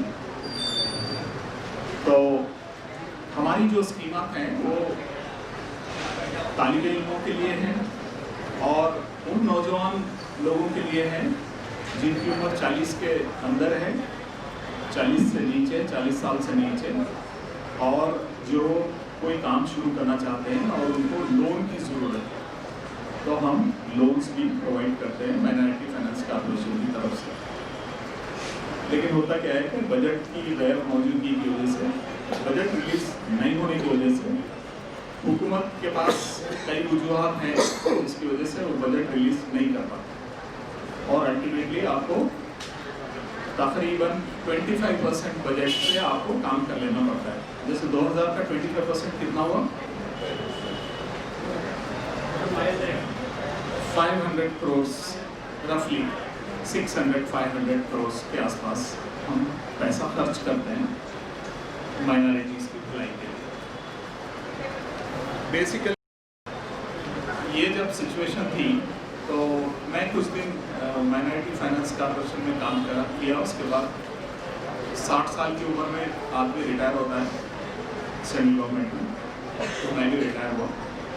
रिटायर होने के बाद गवर्नमेंट को ज़रूरत महसूस हुई तो फिर उन्होंने मुझे वापस बुलाया एज ए रिटायर्ड ऑफिसर। फिर से मैंने माइनॉरिटी फाइनेंस कॉर्पोरेशन का ओहदा संभाला और BCNMD का माइनॉरिटी फाइनेंस कॉर्पोरेशन के वाइस चेयरमैन मैनेजिंग डायरेक्टर का काम फिर से करने लगा।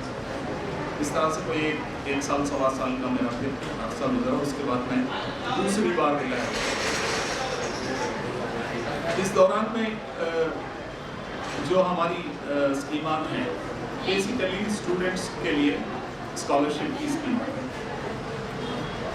पहले की जो गवर्नमेंट थी तेलंगाना बनने से पहले, उनकी कोशिश ये थी कि सैचुरेशन लेवल पे स्कॉलरशिप दी जाए।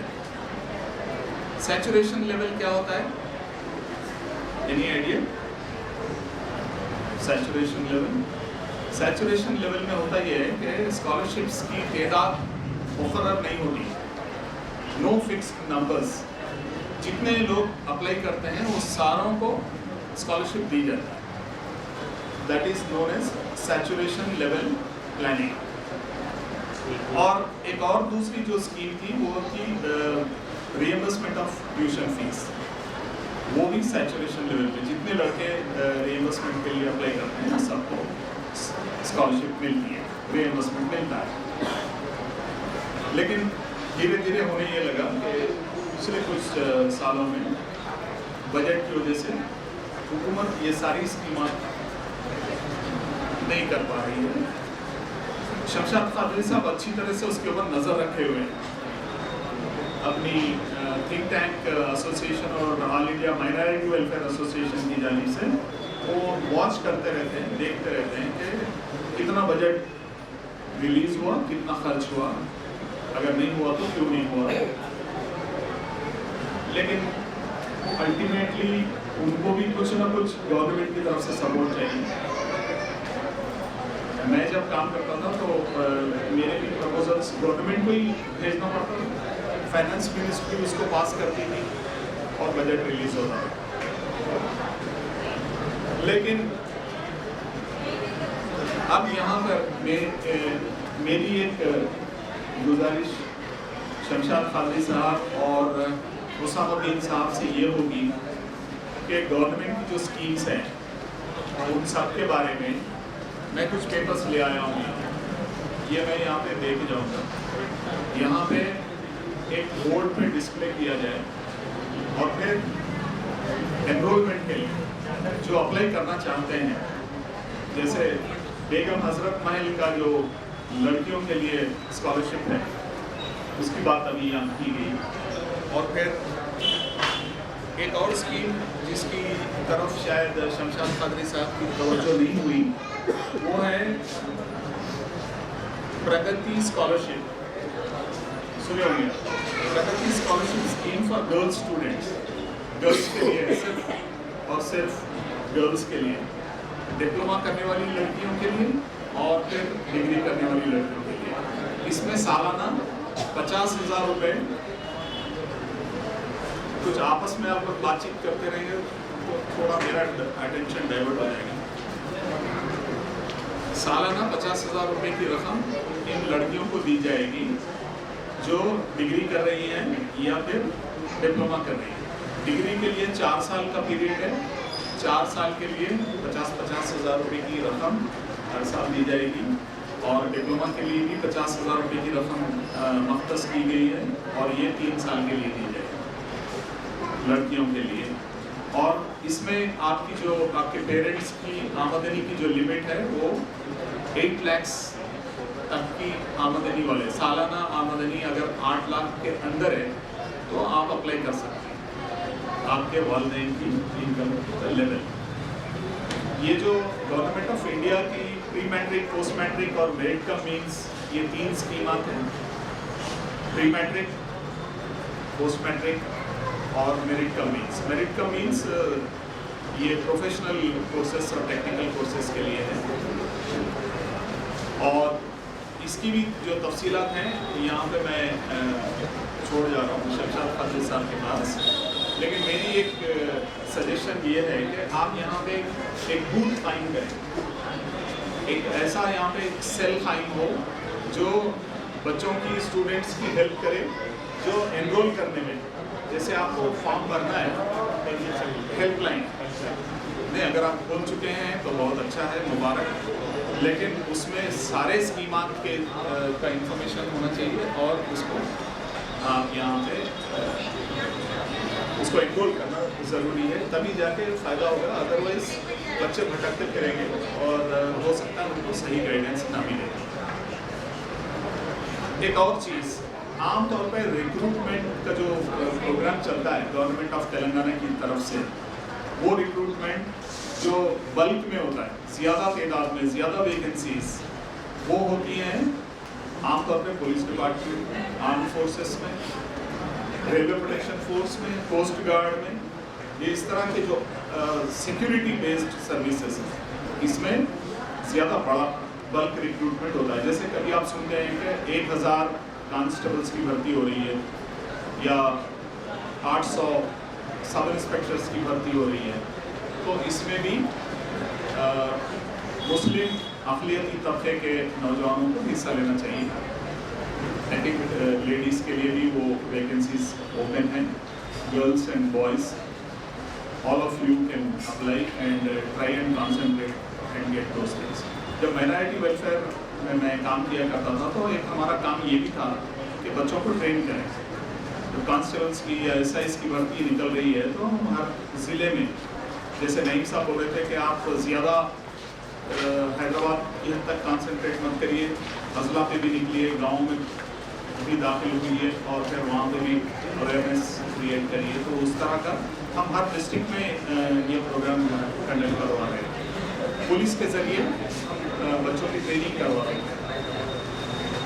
एक बड़ा प्रोग्राम हम खुद ने शुरू किया था। इसमें ये जो आर्म्ड फोर्सेस और सिक्योरिटी बेस्ड सर्विसेज का जो रिक्रूटमेंट होता है, उसका रिक्रूटमेंट का तरीका अलग होता है। आपको आइडिया है उसका कि कैसे एसआई की भर्ती कैसे होती है? एनीबॉडी? थोड़ा टू वे प्रोग्राम रहा तो अच्छा रहेगा। मेरी तरफ से इंफॉर्मेशन, आपकी तरफ से चुप्पी के बजाय आप भी कुछ बात करें, मैं भी कुछ बात करूँ, तो शायद अवेयरनेस सही रहेगा। अच्छा ठीक,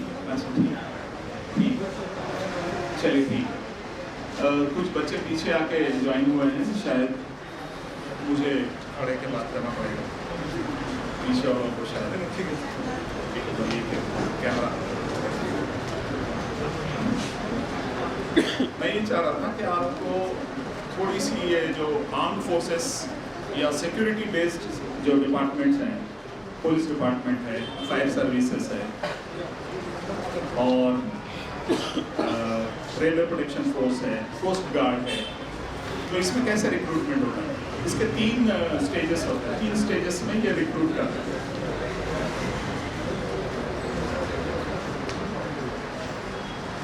जो 3 स्टेजेस हैं, सबसे पहला रिटन टेस्ट, ये तो आप सब जानते हैं। रिटन टेस्ट, राइटिंग का एग्जाम। कौन से सब्जेक्ट्स में एग्जाम लेते हैं? कौन से subjects? General knowledge, general mathematics, general English और कभी साइंसेस। एक इन जनरल ये स्कीम होती है। इसमें रिटन टेस्ट हुआ करता है। रिटन टेस्ट में जो मार्क्स, अच्छे मार्क्स ला के पास होते हैं, बच्चों की रैंकिंग की जाती है और उनको बुलाया जाता है फिजिकल टेस्ट के लिए। ये फिजिकल टेस्ट क्या होता है? क्या? इसमें रनिंग है, 100 मीटर रनिंग और फिर 800 मीटर लॉन्ग डिस्टेंस रनिंग, फिर जंप्स हैं, लॉन्ग जंप है, हाई जंप है और एक शॉर्ट पुट है। शॉर्ट पुट क्या होता है? शॉर्ट पुट क्या होता है? लोहे का गोला फेंकना। कितने वजन का होता है वो लोहे का गोला? 16 LBs का होता है, 16 पाउंड्स। तो वो गोला आप एक पर्टिकुलर डिस्टेंस तक फेंकना होता है। ये फिजिकल टेस्ट है। उसके बाद ओरल टेस्ट और फिर जाके नतीजा निकलता है। तो यहाँ पे मैं एक छोटा सा मेरा जो पर्सनल एक्सपीरियंस था वो मैं आपके साथ शेयर करना चाहूँगा, है ना? तो पुलिस का जो रिक्रूटमेंट निकला था 2019 की बात है। हम लोगों ने क्या किया कि एक ऑर्गेनाइजेशन की हम लोगों ने हेल्प ली। जाते हुए आपको 30 किलोमीटर के फासले पे इनका एक बड़ा कैंपस वाक़ है, जहाँ पे वो इन आर्म्ड फोर्सेस के अंदर रिक्रूटमेंट के लिए जो लड़के ख्वाहिशमंद हैं उनको बुला के ट्रेनिंग देते हैं और वो ट्रेनिंग की कॉस्ट है 40,000 रुपये। उसमें आपको ट्रेनिंग दी जाती है। वो करते क्या है, 1.5 महीने के लिए 45 डेज के लिए अपने कैंपस पे आपको रख के सुबह में और शाम में पीटी मतलब फिजिकल ट्रेनिंग करवाते हैं, जिसमें रनिंग है, जंपिंग है वगैरह वगैरह, इसकी ट्रेनिंग दी जाती है। और दिन भर थियरी क्लासेस चलती हैं जिसमें आपको जनरल नॉलेज, इंग्लिश, मैथमेटिक्स ये सिखाई जाती है और आपको मॉडल पेपर्स भी सॉल्व करवाए जाते हैं। उनका जो प्रोग्राम है वो शाम को जब 8 बजे आपका डिनर हो जाता, तो 10 बजे तक स्टडी टाइम, उसके बाद लाइट्स ऑफ कर दी जाती है। उनका बैरक है जिसमें सबको अकोमोडेट करते हैं। रेजिडेंशियल कोर्स है, आपको घर छोड़ के वहाँ पे जाना पड़ेगा और वहाँ पे रहना है आपको 45 डेज। इस तरह का जो कोर्स था, 40,000 रुपये उसकी फीस थी। माइनॉरिटी वेलफेयर डिपार्टमेंट की तरफ से आप लोगों के जहन में आ रहा था होगा कि भाई डिपार्टमेंट करता क्या है और उनका जो अलॉटेड बजट है वो खर्च कहाँ करता है। इवन 500-600 करोड़ रुपए भी अगर खर्च करते हैं तो कहाँ करते हैं, ये आपके भी जहन में होगा, बच्चों के जहन में, लड़कियों के और नौजवान और बुजुर्ग हजरात सब ये सोच रहे हैं। तो इस तरह की एक हमारी स्कीम हम लोगों ने शुरू की। अब मेरा जो फ़र्ज़ था वो ये कि सारे हैदराबाद में इसकी पब्लिसिटी हो और लड़कों को बुलाया जाए और फिर उनका हम यहाँ पे सिलेक्शन करें। उनकी जो इंटेक थी, वो जो इंस्टीट्यूट था, काइरोस नाम का इंस्टीट्यूट था, उनकी इंटेक मतलब कितने बच्चों को वो ले सकते हैं एक साथ, 50 बच्चों की उनकी लिमिट थी। मुझे सेलेक्ट करना था 50 बच्चे, तकरीबन 300 बच्चे अटेंड किए। हज हाउस के जो नीचे का जो सेलार है उसमें प्रोग्राम हम रखे थे, AK खान साहब को भी बुलाए थे और अल्टीमेटली हम लोगों ने 50 बच्चों का सिलेक्शन किया। इसमें आपका चेस्ट और हाइट भी ज़रूरी है, तो चेस्ट का जो मेजरमेंट है वो उसमें एक्सपेंशन वाला है, तो वो सब करवा के हम लोगों ने 50 बच्चों का सिलेक्शन किया और इनको भेजा वहाँ पर काइरोस। अब यहाँ से मज़ेदार बात शुरू हो जाती है। हम लोगों ने भेजा 50 को काइरोस। बच्चे इस बात पे राज़ी हुए कि हैदराबाद में अपने घरों को छोड़ के वो जाएंगे काइरोस के कैंपस पे और वहाँ रहेंगे। रेजिडेंशियल कोर्स है, उनके हॉस्टल में रहेंगे, उनके मेस का खाना खाएंगे और वो जो ट्रेनिंग ले रहे हैं वो ट्रेनिंग हासिल करेंगे और 45 डेज के इख्तिताम पर उनका जो कॉन्फिडेंस लेवल होगा वो ज़्यादा बढ़ा हुआ होगा और वो इस रिक्रूटमेंट का जो एग्ज़ाम है, जो टेस्ट है, जो फिजिकल टेस्ट है, 100 मीटर्स की दौड़, 800 मीटर्स की दौड़, जंपिंग और शॉट पुट, ये सारे के सारे आराम से और कॉन्फिडेंस के साथ, कामयाबी के साथ कर पाएंगे।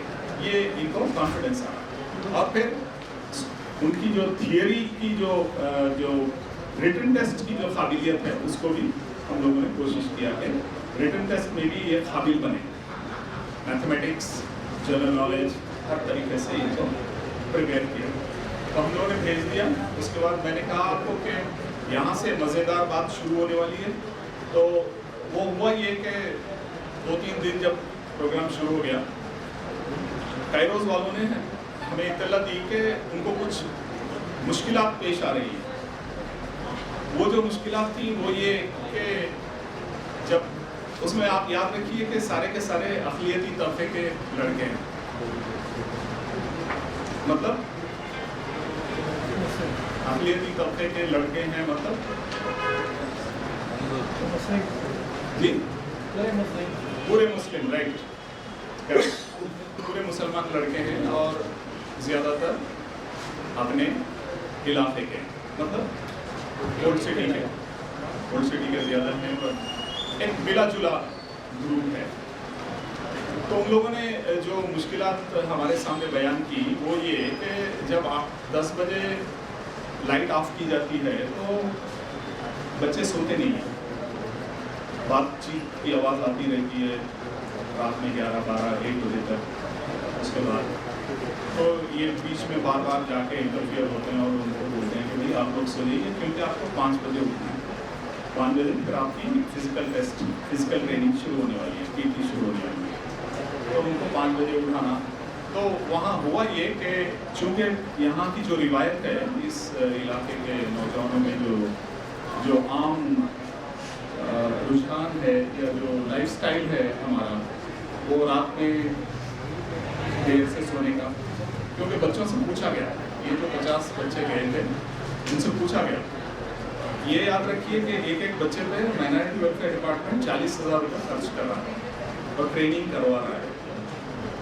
40,000 इंटू 50 बहुत बड़ी रकम नहीं है गवर्नमेंट के लिए, बहुत ही मामूली रकम है, लेकिन फिर भी पैसा खर्च हो रहा है और उसका सही इस्तेमाल होना चाहिए।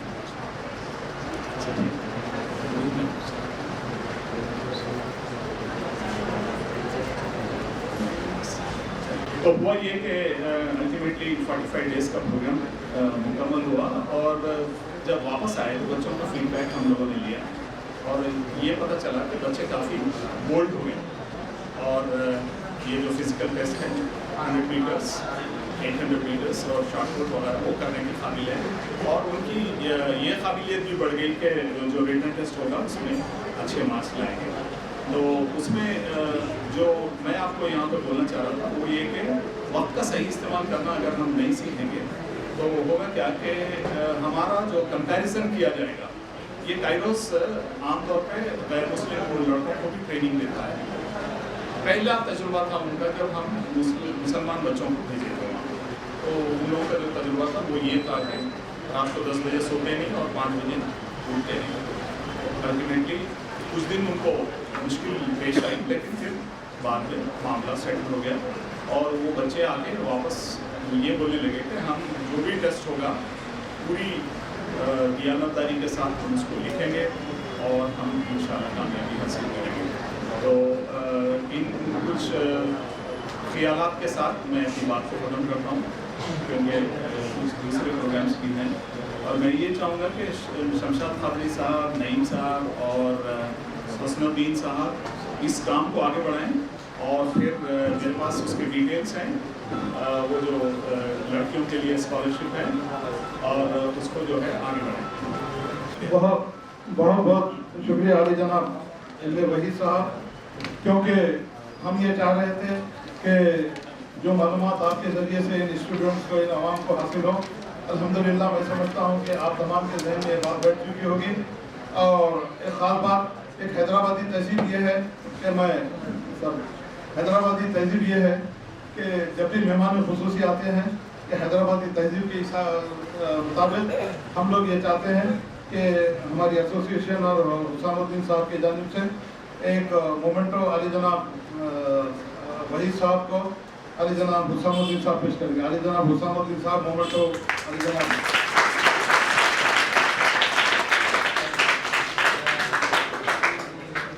आले जनाब शमशाद साहब नईम साहब को मोमेंटो पेश करेंगे।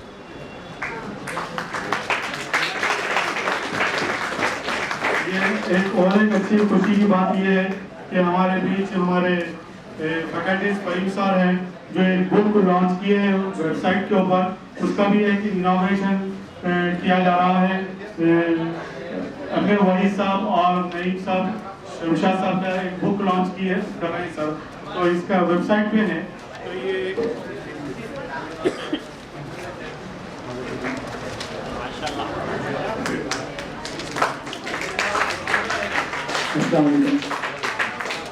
First of all, I would like to say a big thank you to this highly dignitaries. Thank you very much, sir. I just want to tell you that because of Usam sir, I am here. I just want to take 30 seconds and tell something about Usam sir. I was about to fly to New York, but he said, wait for him. I'm going to make Hyderabad as New York. I was thinking how it is possible. Alhamdulillah, he's got such a great network. What his intention is to help the community, that's what. So I love that, and then I stood back. I said, I don't want to go anywhere. Alhamdulillah, I travel all over the world. In fact, I told Usam sir, I've been to United Nations also. I've been to 20 countries, and there was a time where I had lunch in London and dinner in New York. So Alhamdulillah, Allah Ta'ala has showered me a lot of blessings. But thanks to Usam sir, he has given me a platform. He told me, come for him, let's do something for our community. So it so happens I started giving training, all those things. And Usam sir was very instrumental. He had sent me to a lot of schools, colleges, universities, and what today I am, I can say last 1 year, Usam sir was helping me like anything. To give back to the community, what I asked him, Usam sir, this last 6-7 months I was in, we all in COVID, so what to do? He said, fine, do something for our home. I don't know, what is that? He said, the knowledge what you have, let's transform into book. So I wrote a book, I compiled 1000 proverbs. These proverbs, inshallah, it will be very useful for people. The objective of this book is, the way how we learn our mother tongue. Like for example, I am an Urdu born speaker, definitely the way I speak Urdu, alhamdulillah, no one can speak. Similarly, the foreigner who born in America, definitely he speaks best of the best English. He has not gone somewhere and learned English. Similarly, I have designed a concept. This concept is like listen, understand, speak. That means the way you will learn our mother tongue, like that you can learn English. In this book, I have compiled my 20 years of experience. I have wrote in that. It's all a simple book. Like 1,000 proverbs are there. And inshallah, if you read that, it costs very reasonable offer. It's like $2.99. But Usam sir said, because we are launching this, it's a very nominal thing. It's just 99 for only today because of Usam sir. All the amount he is giving from his pocket. 299 is the cost, 200 he is bearing, but 99 rupees he is charging from you people.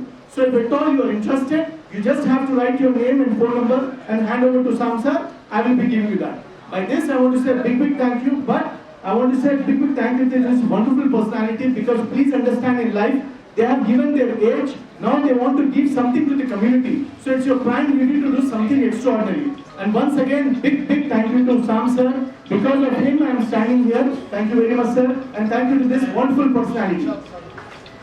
I would look, Shamshad Khadri sir, the fact is, there are some people whom you don't know the name, but when you see them, the face, God Almighty give lot of blessings from them. So you can see a dynamic person, Shamshad Khadri sir. So say a big thank you to Shamshad Khadri sir and Wahid sir. Wahid sir, thank you very much. Naeem sir and all the person who are standing here, because of all of you, we are here. Inshallah Ta'ala, let's make a big Hyderabad. Thank you very much, sir. और ये आप जो interview लिए हैं और interview में जो select हुए हैं उसके लिए आप कामयाब करने में मैं तमाम स्टूडेंट्स का खुसूसी तौर पे अली जनाब एम ए वहीद साहब, एक्स मैनेजिंग डायरेक्टर और वाइस चेयरमैन, अली जनाब नईम सूफी साहब का और गौरी साहब का, ख़ास तौर से हुस्सामुद्दीन साहब का मैं दिल की गहराइयों से शुक्रिया अदा करता हूँ कि आज का ये जो हमारा अवेयरनेस प्रोग्राम है, इंशाअल्लाह ताला सारे तेलंगाना क्या सारे हिंदुस्तान में इस बात की मिसाल पेश की जाएगी कि all India Muslim think tank association और गैलेक्सी एजुकेशन की जानिब से जो अवेयरनेस प्रोग्राम किया जा रहा है, इसका फ़ायदा सारा हिंदुस्तान और सारे तेलंगाना के आवाम हासिल करेंगे। इस उम्मीद के साथ कि आने वाले दिनों में भी वहीद साहब, हुस्साम साहब, नईम साहब और आप तमाम नौजवान और मेरी बेटियां जो बैठी हैं, तमाम साथ देते हुए इस बात का जो है यहाँ से तय करके उठेंगे कि हम आने वाले दिनों में इस तमाम स्कीमात को हम कामयाब करेंगे। इसी के साथ मैं आज इस अवेयरनेस प्रोग्राम के इख्तिताम का ऐलान करता हूँ। For further rounds, they are not selected for companies, they are selected for further rounds, okay? And जिनका नाम है अभी तो लिया जा रहा है, they can leave for the day and go. The guys whose name has been not revealed here, it means they got rejected, but they need to come in the next job mela. Alright? So just listen to names carefully and then leave for the day. Thank you so much. Okay, and those who got selected, they can stand and then they can leave or sit up. Good. For your friends. Okay, my volunteer will reveal the names. Please listen carefully and maintain silence, please. Okay, so listen carefully. Karina Begum. Stand up. Karina Begum. Ishan Ali. Sayyid Adnan. Very good, congrats. Mirza Habib Beg. Please guys stand up, it's a lot of efforts they have done. So Sheikh Usman, congratulations. Muhammad Wali Batin, congratulations. Sayyid Ajaz, Sania Begum, Fiza Fatima, Muhammadi Begum, Sayyid Abu Tayyib Qadri, congratulations. Muhammad Umar. You guys are selected as a fresher and processing your profile to direct companies. It will be for, there are many companies who are hiring. Okay, Nova Solutions, Dell, and Deloitte, and Legato. There are certain companies which I cannot tell all the companies there. I need to direct companies, neither I touch from you guys or not from the companies. This is the fact which I am maintaining. So we cannot predict that आपको ये एक ही company से call आएगा. For each student, I will be scheduling minimum 2 to 3 companies. So that luckily in any company he will get selected. He or she will get selected. Alright. So tomorrow and day after tomorrow, or within this week will be the duration of time where your interview will be scheduled and your results will be announced. So be patient for 1 week. That's it. Thank you and congratulations. Guys, you can leave for the day. Thank you so much for coming. And the names to whom I did not announce, you can leave for the day and we will get back to you, the guys who got rejected as well. Don't worry, we will arrange one more job mela for you guys.